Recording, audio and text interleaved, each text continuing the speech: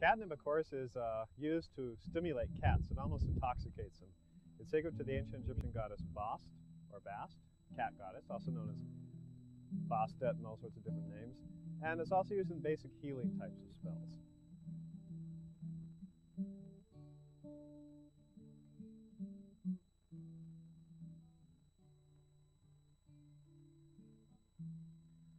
Recognize this flower? Probably looks like an iris, right? Well, it is. This special type of iris is called the orris. The root is powdered and added to love incenses, or sprinkled on the sheets, and rubbed on the body to bring love. Growing the flower in your garden spreads loving vibrations throughout your property. If you wish, construct a pendulum by attaching a cord to a piece of the dried orris root, and use this to contact the subconscious or psychic mind.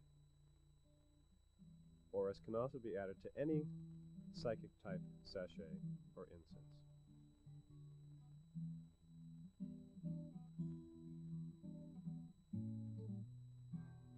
For a quick whorehound spell, add some to your pocket for protection. Tansy is an ancient plant, often carried to promote love. Many peoples have also worn tansy to lengthen the lifespan. Hey, that looks like angelica. Yeah, it's a great herb. So it looks like celery, doesn't it? It's used for healing, visions, exorcism, and protecting the home. This feathery green plant is known as yarrow. Yarrow has an ancient magical history. Carried, the fragrant flowers of this plant send out love vibrations and also help to attract new friends. Therefore, the flowers can be added to any sort of love sachets or amulets. A tea made from the flowers of this plant, when drunk, stimulates psychic powers.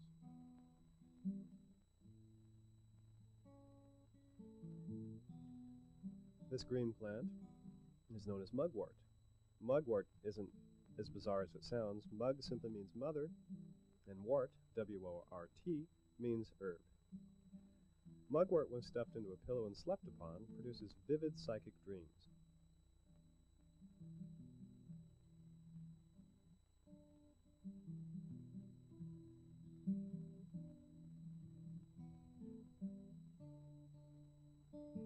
Ruled by the moon, it is also burned with sandalwood during scrying sessions when you look into a quartz crystal sphere.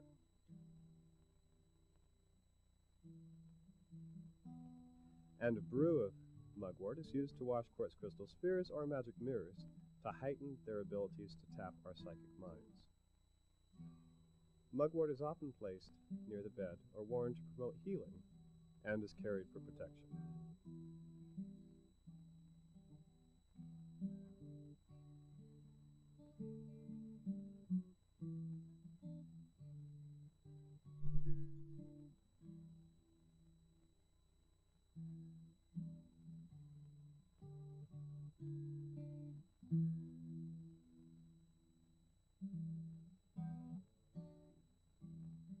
Recognize this plant? No, not the bird. Bird's a peacock. Ivy is a potent household guardian, grown in the home, or even a piece of it placed in the home. It protects and guards everyone within it.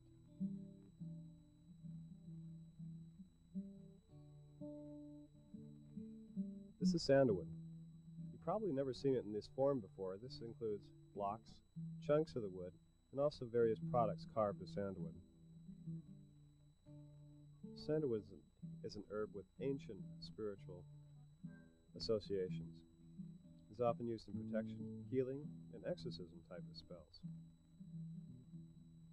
It's burned during seances and during full moon rituals, often mixed with frankincense for this purpose. Powdered sandalwood can be scattered around a place to clear it of negativity, and is often used as an incense base.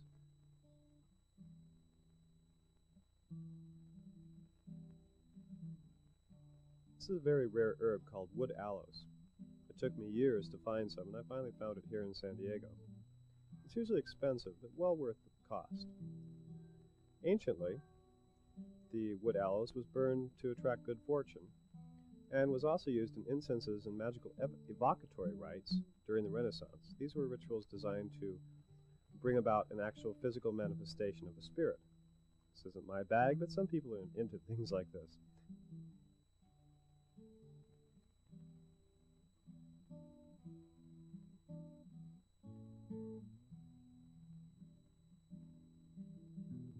This is dragon's blood.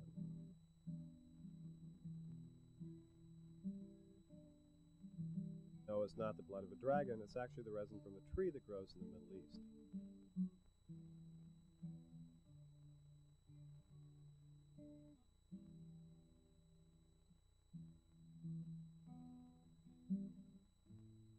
Dragon's blood is used in protective rituals.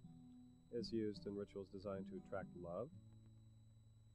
It's added to other incenses to increase their potency and power, and is burned as an incense to drive away evil or negativity from the place in which it is burned.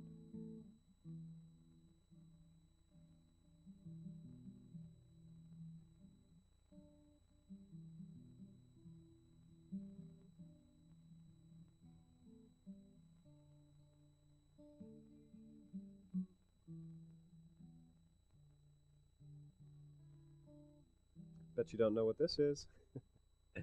It's camphor. Now, most of the camphor sold in the United States is artificial. This is genuine camphor. Camphor comes from the Far East. It's from Malaysia, China, places like that. And this is a substance distilled from the roots of the wood itself. Camphor is used in healing type of spells. It can be added to healing sachets and amulets. A bit of it can be burned, although it's rather strong. And some people carry camphor to ward off colds.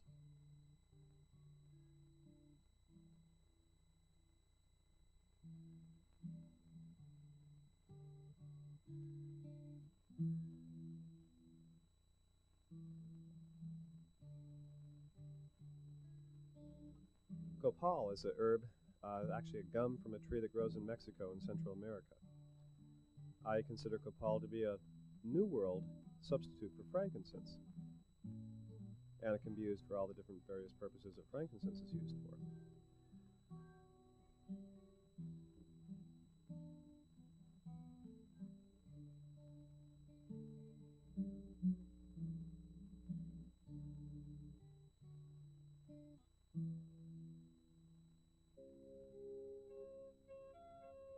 Spicy carnation, sweet rose. Bitter geranium, resinous lavender. Oils are liquid herb essences containing all their powers and magical effectiveness. Scents or aromas may be summed up as vibrations we detect through our sense of smell.